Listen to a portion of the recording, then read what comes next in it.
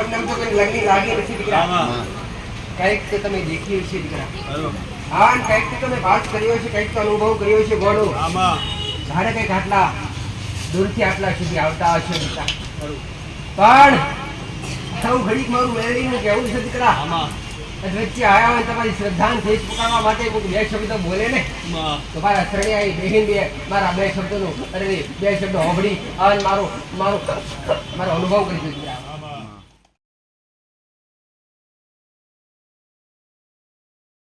તમારી શ્રદ્ધા તોડવાનો કોઈ પ્રયત્ન કરે કદાચ કોઈ બે વેડ બોલે દીકરા. યુગ જતા રહ્યા છે ને, યુગમાં પણ એક હતું જ્યાં દેવ હતા ત્યાં દાનવ હતા. આજ કળિયુગ ચાલી રહ્યો છે. મારો ભગવાન એવું કહે છે દીકરા, આ યુગમાં પણ મનુષ્ય જાતે દૈત બની બેઠો છે. પણ શ્રદ્ધા ના ધરાવતા હોય આર મોનતા ના હોય ગોડો તો ઘેર બહેરે જો દીકરા. પણ કદાચ તો ભક્તિ કરતા હોય હા દેવને માનતા હોય ને દેવ વગર હરિયકતા ના હોય એના કદી હરી ના કરતા આવું મારું મેળવીનું કેવું છે દીકરા. નાગ મારો ભગવાન આવું કહે છે દીકરા, દેહ વળગે નહીં, વળગે તમારી જીભ ગોડો. તમે જેવા સવાલ જેવા જવાબ બોલશો ને એ તમને જાતે પરશે દીકરા. આવું મારું મેળવીનું કેવું. કાયદામાં રહેવું તમારી ફરજ બની દીકરા.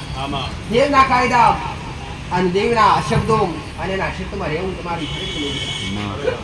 મોટું જ્ઞાન આવીશ અને જ્ઞાનથી જેને અભ્યાસ લીધો અને જેને મારા શબ્દોનું પાલન કર્યા અને જેને ભક્તિનો જે નિયમ બતાવ્યો નિયમે હેઠ્યા ને એના ઘેર 100% મારો ભગવાન એના ઘેર પૂર્ણનો દીવો જાગૃત બેઠું. સત્ય મારે જ બતાવું મારું કામ છે દીકરા. મારા ભગવાને મારા રોમે વધાવો હાથમાં મારા દીકરાના તુને મેરડી કદી પકડે ઉછ ગોડા. પણ આ વેડાયા સમય કદાચ આ ભૂમકા ઉપર હું મેરડી રાજ ગાદી રહી બેઠી હોઈશું દીકરા. બોલીશું ઘણી વાર. હજી કહું છું પ્રવીણ પટેલ ગોડો કદાચ હુકામથી લીલું કર્યું છે મેં મેરડીએ કર્યું છે અને વિલાવાની કોઈની તાકાત નથી દીકરા. પણ કદાચ હુકામથી લીલું કર્યું છે. ઘણી વાર કહું છું કદી ફૂલ લાવવાની સુગંધ મેળવવાની બાકી જે તારે મારો ભગવંતા વ્રત છે, મારો રામ મારો શંકરતા વ્રત છે. તારો જગતમાં મારો દીકરો મોટો નથી પણ મેરડી જબરી છે દીકરા. વાહ ભલે મારો દીકરો ભાડ લયો દીકરા. હું ભાડ નથી ગોડો પણ જેવા બની બેસશે એવું માતા છું ગોડો. જબરા બનશો તું જબરી છું. ફાન મારી ફાન દાસ માં કે બેસ્યો ને ગોડો. તમારા લાલ ગળાવા નામ તો જગતમાં હું મેરડી ટીકે દીકરા. આપણે ખરી પ્રગતિ જાય પૂર્ણ થાય નહીં. સંબંધ કરવા માટે કઈ જાણવા માટે આવે. તમે કોઈ બી સંપ્રદાયમાં માનતા હોય અરવિંદ પટેલ, તમે કોઈ બી સંપ્રદાયમાં માનતા હોય મારી ના નથી તમે માનો દીકરા. તમે સ્વામિનારાયણમાં માનતા હોય, કોઈ કદાચ રામાપીરને માનતા હોય, કૃષ્ણ ભગવાનના માનતા હોય, અલગ અલગ પંથ દરેકો જે પંથમાં માનતા હોય માન્યા કરો. પણ ધર્મ કુળનો દીવો કુળની માતાનો દીવો હોવો જોઈએ. જ્યાં સુધી ધર્મ જીવન તમારું અરે એક તરફ સમાન છે. જેને તમે જન્મ આપ્યો હોય, જન્મ માં આપે 9 મહિના વિધના વ્યક્તિ જન્મ આપનારી તમારી માં તમને જન્મ આપે. પણ પૂર્વ પહેલા શું કરે? કુળની માતા હોય ખોટી રીતે ભરમાવા મારું કામ નથી દીકરા. સત્ય માર્ગ પર આપવું મારું કામ છે. પહેલા તો ઘરનો મોટો પિતૃદોષ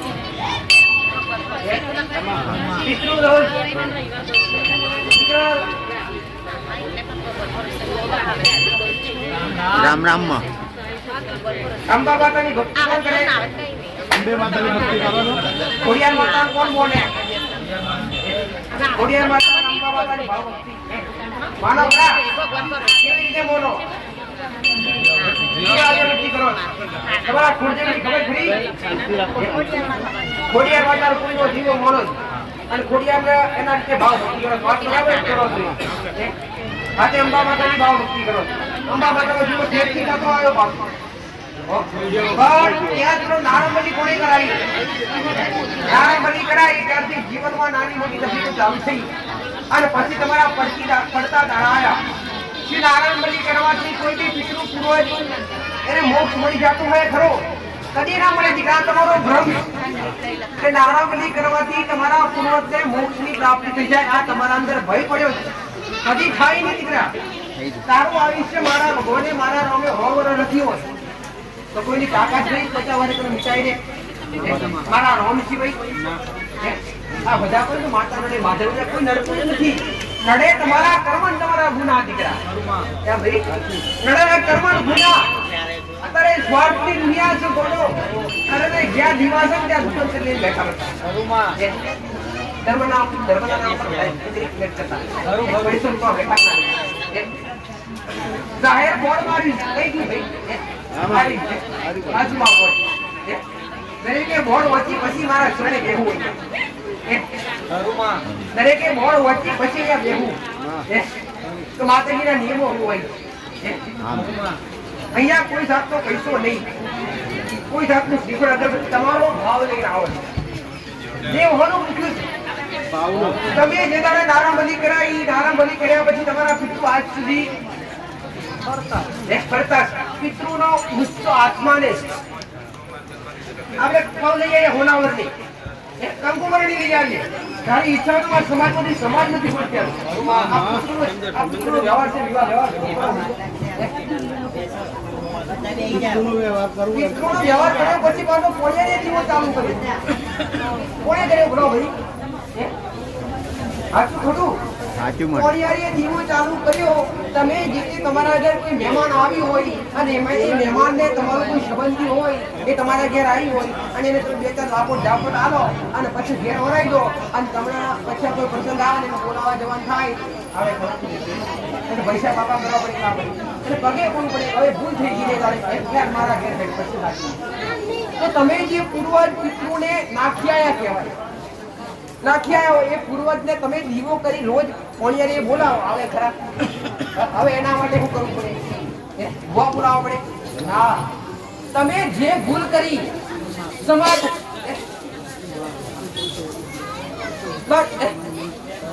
અન સમાજમાં કરી અન સમાજમાં થોડી તકલીફેશન કરી કોઈના કહેવાથી કરી તો એ પિતૃ માટે આપણે જીતે જો દીકરા મારો એ જ લક્ષ્ય તો સત્ય પકડો સત્ય હું છે સત્ય પકડો તો પિતૃ નારામલી કરવાથી ક્યારેય મોક્ષ મળતો નથી તમે નારામલી કરી ત્યારથી પડતા દાડા આવ્યા અને નુકસાન પર નુકસાન એના આ સુધી ચાલુ છે અને કોઈ બી કાર્ય સંપન્ન રીતે પૂરું થતું નથી થાય ખરું પણ કેમ થાય ઘરમાં ભાવ ભક્તિ છે કોઈ બી જેવી શક્તિ ભારતે ચડે જ તો પિતૃ જ્યાં નારાજ હોય ને ત્યાં તમારા ઘરમાં એક વાત કહીશ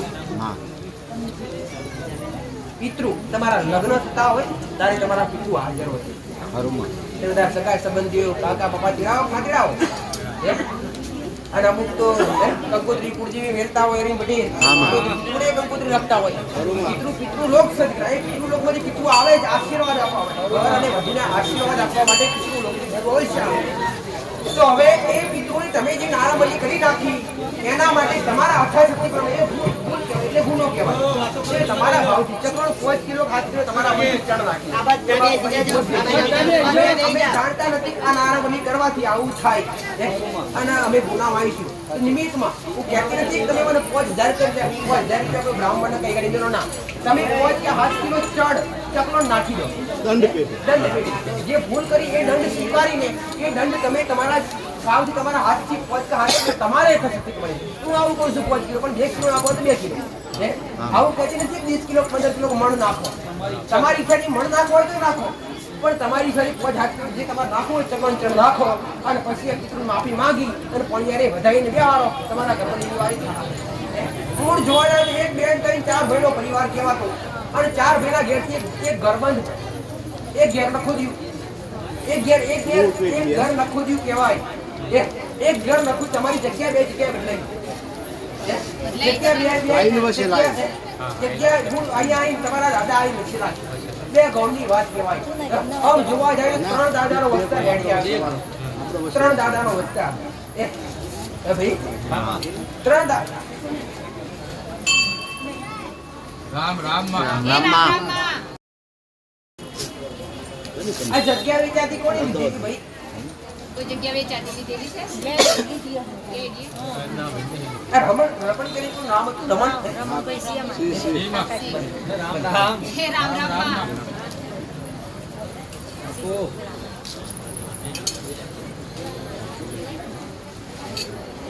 આ કોઈ ના કહેવાય ના રહ્યો કે મિલેલું ભાઈ શ્રીફળ છે શ્રીફળ કોઈ મિલેલું છે કેમ ના અત્યારે નહીં એના પહેલા તમે નાખી દીધું હોય તો મૂકી આયા હોય કે ભાઈ સાચુંમાં હા માં ભલે. દીકરાના જમણા હાથ પર કાળું કરશે જમણા છે કાળો કાળો તલ જોજો બેટા તારો છે ખુદી જોવા